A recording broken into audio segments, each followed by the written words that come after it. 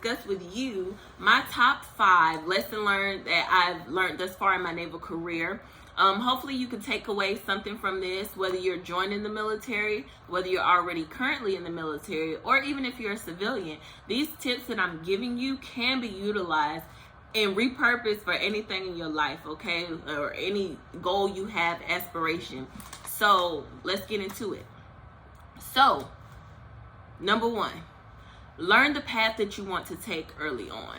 I say this because you don't want to waste time, okay? If you know your goal is to be a nurse, why would you be wasting your time doing welding, okay? Like, you need to study what you want to do. See the steps that you need to take along the way and execute. There's no need to go off doing other things. I will give you an example. When I first joined the military, I was 18 years old. I didn't know what I wanted to do. I didn't have anyone to guide me along the way to tell me, hey, do this or do that. Therefore, I signed a contract, and I ended up on a flight deck in the middle of the ocean with 130-degree weather, and people yelling at me, telling me to load this F-18 fighter jet with guns and bombs and ordnance, okay? Now, I joined the military saying I wanted a full career. I want my 20 years. Oh, I'm going to do this, And that drizzled down, honey. I was ready to go, okay? Not ready to go, ready to go. Because I didn't know what I got myself into, I didn't do the research. I didn't try to be around people that were doing what I was going to be doing, okay? And that ultimately made me waste a lot of time. Although I was able to advance fast still, and I was able to cross-rate and ultimately work towards my commissioning to be a naval officer, I wasted a lot of time doing something that I didn't want to do, okay? So if you have a goal that you want to do, get around people that are doing what you want to do. Ask them, what are their lessons learned? What are their takeaways? What can you do to position yourself accordingly, okay? Because you don't want to waste time. That's time that could be towards something that you actually enjoy doing, all right? And I say this also to say I have no regrets with that, because that was able to give me the grit I needed within my career. However, like if I had a child, or if I could tell you anything, do your research before, because you don't want to get burnt out before you make it to what you want to do, okay? So that was my lessons learned, 1. So for 2, choose your battles, okay? Now, like I stated to you guys, I was 18 years old when I joined. Most people, they're young, they don't know who they are. However, if you know me personally, you already know I'm a very strong-minded, strong-willed person. I know who I am. I know who I want. Although I was 18, I was just like that, okay? Still am. I know what I want. I know who I am, okay? Therefore, when you join the military sometimes, and I know a lot of people who join in their 30s or 40s, they have these same issues, because I'm 30 years old. How you gonna tell me what to do and you 18? That's how they feel. But for me, I don't know. When people would tell me to do things and it didn't make sense, I'm gonna question it. But that's not always the smartest thing to do and what's gonna work in your favor in the military, okay? And I'm still a thinker, so at times I have to turn it on and turn it off, However, you gotta choose your battles. And I give you an example. When I was an aviation ordnance man, that's a job, like I said, you're going to be working. It's physical labor. However, you had the people who were admin, the yeomans, the PSs, and the females would tell us, oh, y'all hair, ooh, it's unkept. You need to fix that now. We just trying to go eat because we're hungry and we've been slaving all day. And you were coming to me about a bun, really? So I wasted my time going back and forth with them, whether it be instructions or even just telling them, like, you work in the AC all day, which I wish that I could have done at the time, But either way, I was wasting time arguing and, making enemies. For what? For what? Was that my ultimate goal? No, it wasn't. And then not only that, I made enemies at that time, to where when I did figure out what I wanted to do and I wanted to cross-rate, people weren't willing to help out. I know people preach, oh, everything's love, the Navy's gravy, oh, child, I made up a new saying. But people preach that, oh, people are going to help you. No, sometimes people are petty, and you will literally block your blessings by fighting battles sometimes that aren't meant for you to fight, okay? I was at a ceremony yesterday, and she stated a nice saying that basically you don't turn your head to bark at every dog that barks at you. So if you're sitting here, you barking You hear dog barking and you're never gonna make it down the road because you sitting here barking back. Like, no, you don't do that. You choose your battles. Because if you waste your energy fighting battles that aren't even meant for you, by the time you make it to your divine purpose, your goals, you're gonna be tired because you over here fighting. Sometimes you have to practice peace, okay? We can't fight everything. You know, keep your eye on the prize and you make it to where you need to. You don't want to lose your seat at the table before you get there. And then also you have to realize that although you know what your power is, sometimes people are really going to hate you for your power. And I wouldn't even say hate all the time. Sometimes, let's say admire, you know. But that thing in you that you have, sometimes they don't have that. And it's going to cause a battle. You don't put yourself in those positions, you know. You focus on what you came here for, you know, and keep your eye on the prize. Choose your battles, okay? And when I tell you, once I learned that lesson, when I moved forward to my next command, I blossomed so much, OMG, so much, because of choosing my battles. Every battle not yours to fight. You over here making enemies off something that wasn't even directed for you, all right? Keep your eye on the prize. Choose your battles. Hold and hold, okay? And yeah, that was that. And then the last thing I'll say, my grandmother, Honey, who raised me, she always would tell me, everybody want to be the chief, nobody want to be the Indian. So again, you got to realize you're not the chief, you the Indian, okay? Now, you do stand up and say something when you see something wrong, like, you know, sexual assault or inequality, like people being treated bad, you know, speak up on those matters. But every time, every little thing, it's not meant for you. The battle is not yours to fight, all right? All right, so I'm not going to be long-winded. We're going to get on to 3. Have no expectations, okay? I know if you grew up like me in the church, child, they tell you, expect the great, you know, expect great things, you know. Well, in the military, have no expectations, okay? You hope for the best, but you expect the worst. And when you do that, your feelings aren't going to be hurt. Because sometimes, you know, we're raised, treat others the way you want to be treated. Everybody else isn't like that, you know. So you're going into situations thinking that people are going to treat you right. It's not the case. It's not the case, okay? So you have to lower your expectations and keep in mind the mission, okay? Keep in mind the mission. Eva Pickford, this supermodel, she said one time, which made me holler laughing. She said, honey, some of these children, they weren't raised, they was just born.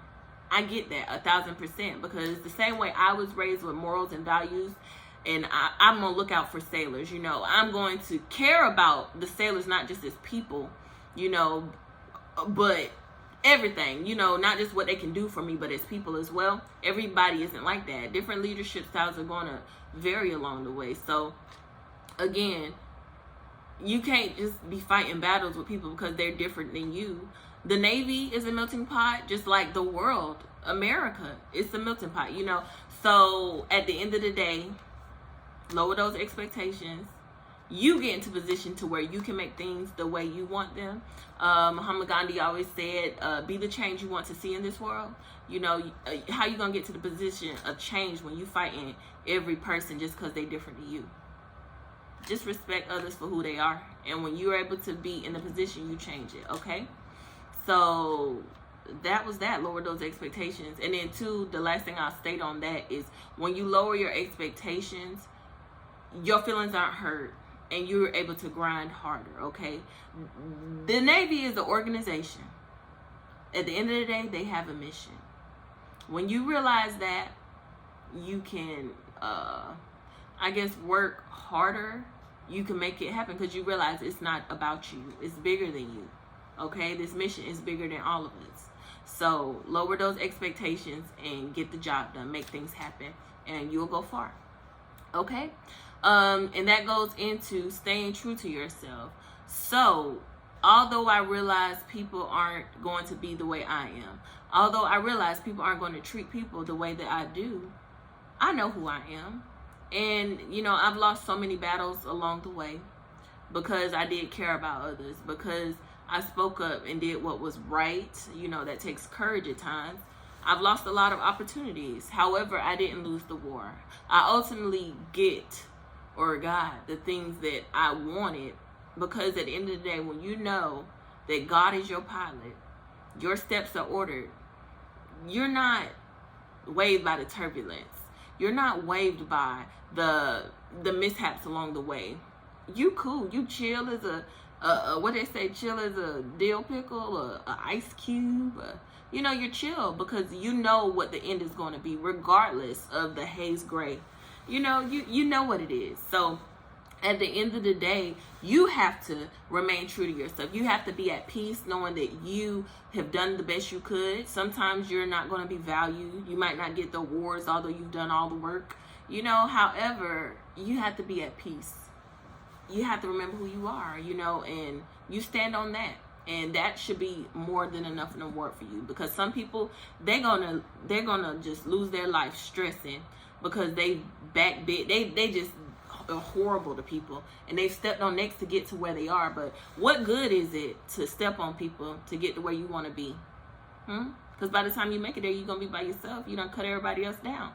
It's no point. So you stay true to yourself. Remember who you are. Remember your morals and values, and you're going to make it where you want to go. It might take you a little longer to get there, but you're going to make it. And guess what? You're going to be at peace, and you're going to have joy in your heart because you know you stayed true to yourself. All right? So I'll take you to my last thing, which is number 5. Find you a mentor. All right? So I say that because I wish, like I told you, I wish I would have had one starting out to guide me. They literally will give you the blueprint. All right, so I'll give an example. If you're traveling on Interstate 95 and a tree falls in the road to where we can't even travel north anymore, wouldn't it be nice if somebody would tell you that before you drive all the way down to that detour with the police in the tree? For them to tell you, hey, take this exit, go this route, go this way. Instead, when you don't have a mentor, you have to drive all the way down to that tree, see it, then go back, figure out which exit you're going to take. All of that is so unnecessary when you can have a mentor along the way. So when you find good people naturally, not those ones that's just trying to put it on their eval, but when you find good people naturally that want to mentor you, that want to see you grow, you hold on to them. You pick their brain. And the same way I'm sharing my things that I wish I would have learned along the way, you ask them these things, like, what is it that you would have said you wish you would have known? Like, ask them these things. See what they say. Learn. Life is for learning, Always have good mentors. But not only to have mentors, but be a mentor.